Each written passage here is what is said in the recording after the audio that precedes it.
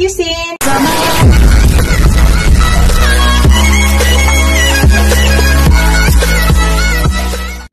Hello guys, today's video guys, I want to share with you. Yan, nakita nyo yan guys. Yan po ay lapu-lapong isda. So, nilinis ko na yan guys at minarinate ko na yan sa asin at saka ground black pepper. Yan, slice ko po yung ganyan guys para manuti yung lasa sa loob.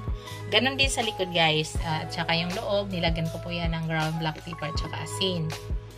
So, gawin natin sweet and sour guys. Pasarapin po natin yung lapu-lapo. So, ito po yung mga ingredients na gagamitin ko. Yan guys, gagamit po ako ng ginger. So, nakakaiba ngayon yung aking sweet and sour dahil hindi po ako nagamit ng ginger. So, sa ngayon, dahil napakalaki ng lapu-lapo natin, para hindi po malansa, nakakatulong po yan, makaalis ng lansa yung ginger. So, gamit tayo ng ginger guys.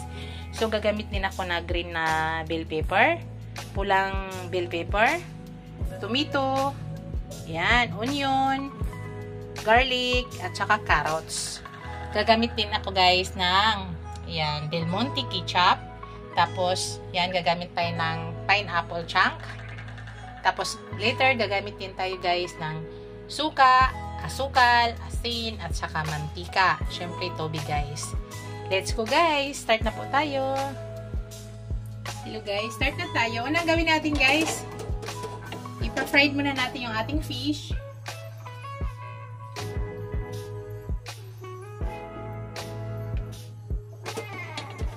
Painitin muna natin yung kawali guys bago natin ilagay yung ating fish.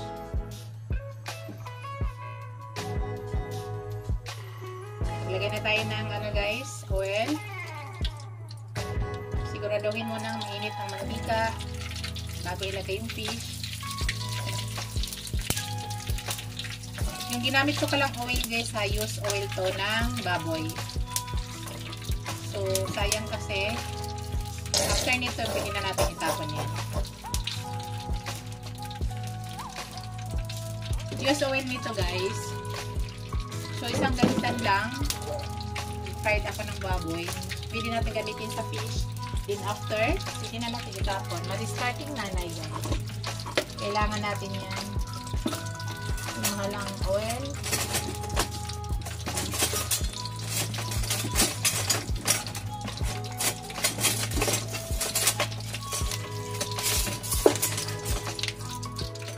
Hintayin lang natin ng minute po. Pwede na natin lagay yung fish natin dahil guys. Ang laki nito guys.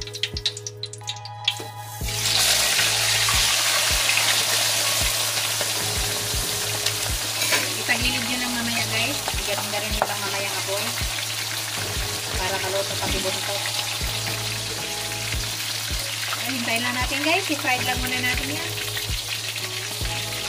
Yan guys, yun naman guys ang ginagawa ko. Ginaganyan ko para hanggang buntot maluluto. Kasi hindi naman siya naka-deep fry. Okay, after, hindi mo rin ganyan guys. Ingat lang po. Yan. Para yung ulo din. Ingat lang po. Ginaganyan ko lang. Para maluto rin ang bawat bilid-bilid. Dahil sobrang haba niya. Hit lang natin guys.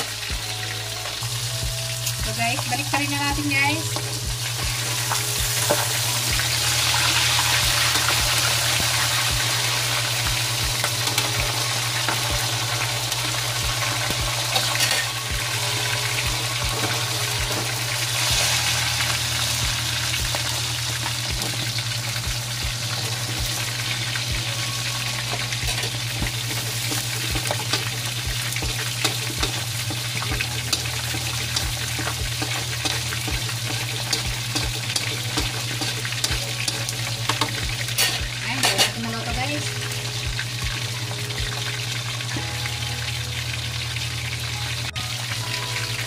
Hello guys, tanggalin na natin guys ha.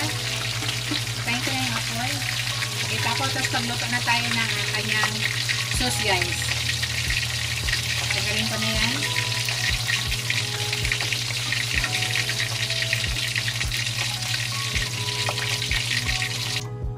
Magluto na tayo guys ng ating sauce. Ito na yung ating fish, ang laki-laki. Wow. So, hintayin lang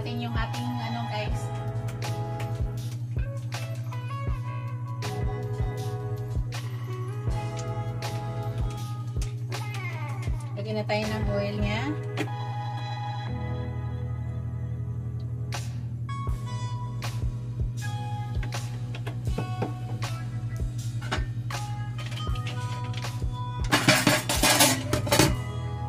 Lagay ko na yung aking onion.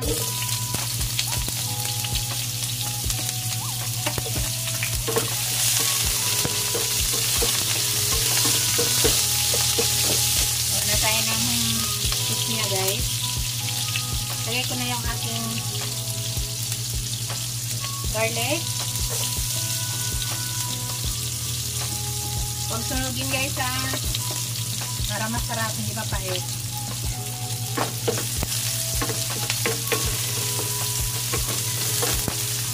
Yan, ilagay na natin yung ating ginger, guys. Maglagay ako ng ginger ngayon sa akin. Sweet and sour para maalis yung lansa kasi malaki yung isdang ginamit natin.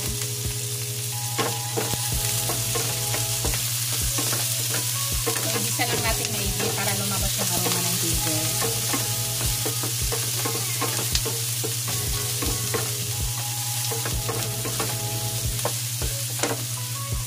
Mag-init ako ng tubig dito sa initan namin para init pa tubig na ilagay natin para mabilis.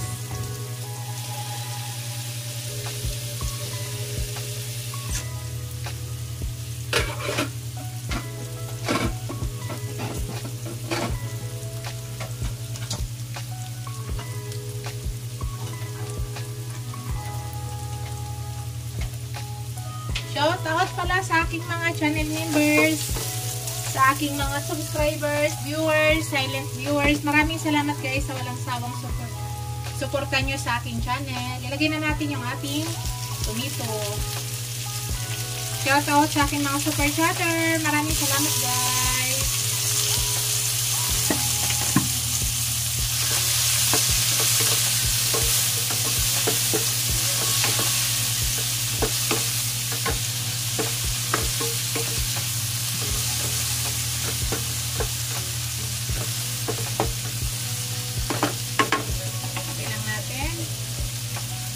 Lutuin na muna natin yung ating kamatis, guys. At ilagay na natin maya kaunti yung ating carrots.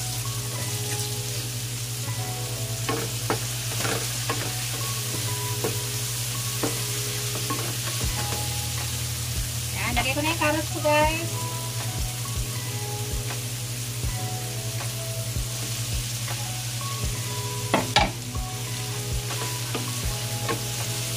Gusto ko sa carrots, guys, ay medyo half-cook lang, ha.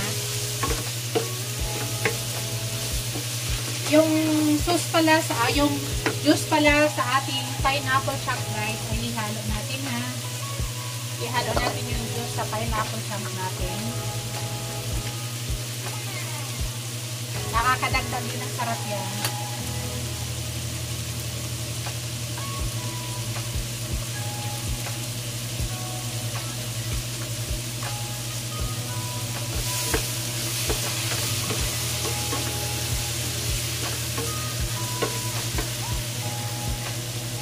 Guys, maglagay na ako ng suka. Sweet and sour, then kailangan lumabas yung sour at saka sweet.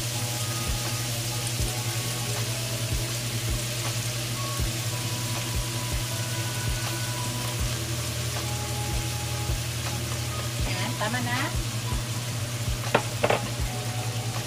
Tapos maglagay tayo ng tubig, guys.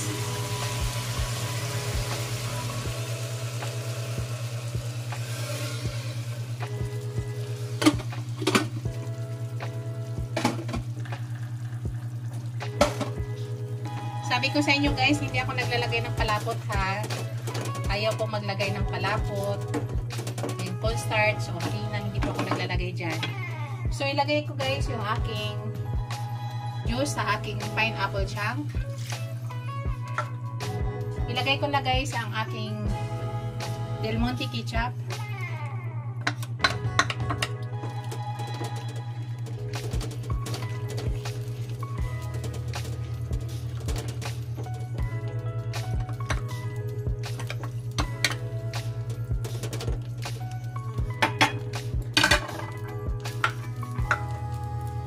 maglagay na tayo ng sugar.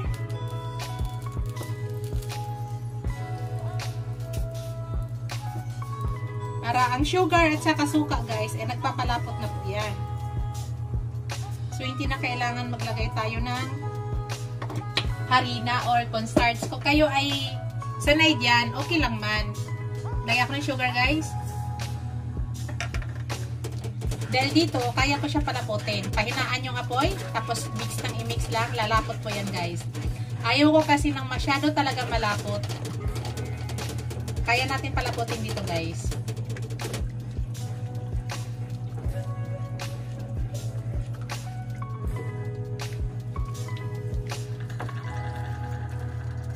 Yan, maglagay na ako ng konting salt. Para may lasa na lahat yan. Tapos, ground black pepper. Titimplahan na natin guys. Maya-maya ko ilagay yung bell pepper. Kasi ayaw ko nga nalalata yan.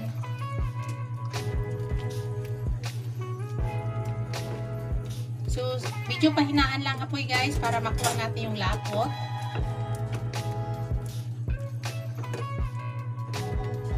Hintayin lang natin hanggang lumapot yan guys.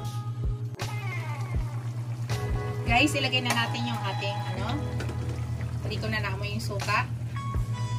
Nakita nyo guys. Diba? Nalapot pa yan guys. Maya-maya natin ilagay ang ating pineapple chunk. Ilagay na natin yung ating siling pula, bell pepper na green at saka bell pepper na pula.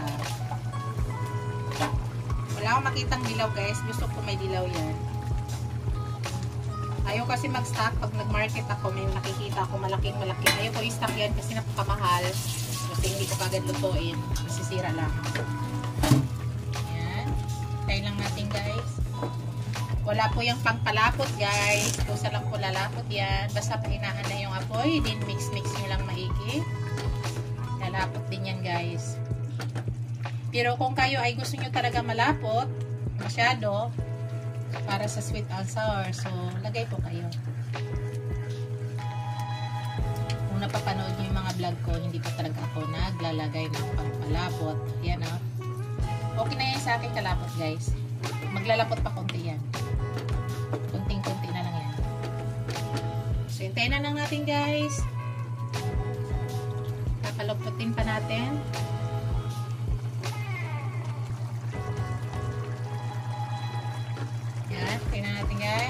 Ayan guys, konti na na tubig at malapot na yan.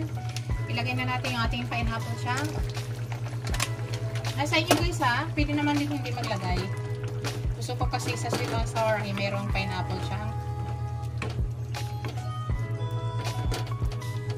So yan, okay na yan guys. Ihalaw na natin doon sa isda. Naka-prepare na yung isda. Mga 1 minute na lang guys, tapos na tayo dyan. 1 minute. Kita mo guys? Oh. Ayaw ko kasi lapot ng lapot. Kaya mo siya palaputin, no? Titikman ko na siya guys, ha? Kung tama na sa lasa. Titikman time na tayo.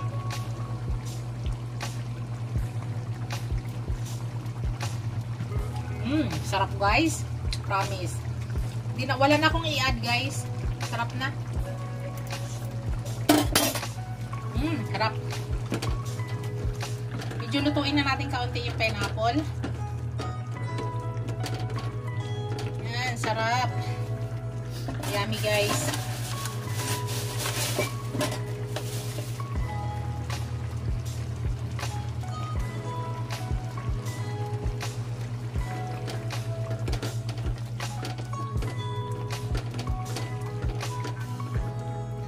Yan guys, pakita ko sa inyo guys. Ilagay na natin yan sa fish.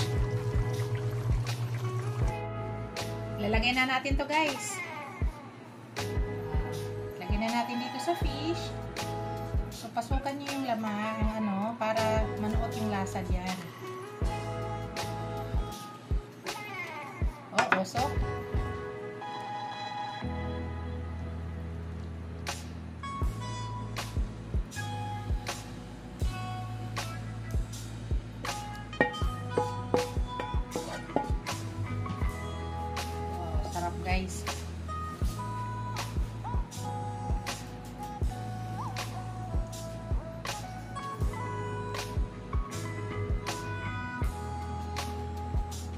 Yan na yung aking mausok.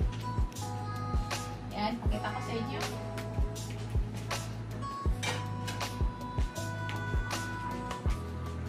Mausok lang. Yan na. Yan na yung aking finished product, guys. Mausok lang. Thank you for watching. Don't forget to like, comment, share, and subscribe to my channel. See you in my next video, guys. God bless us all. Bye! Yan na po ang aking finished product. Yum, yum na. Bye, guys!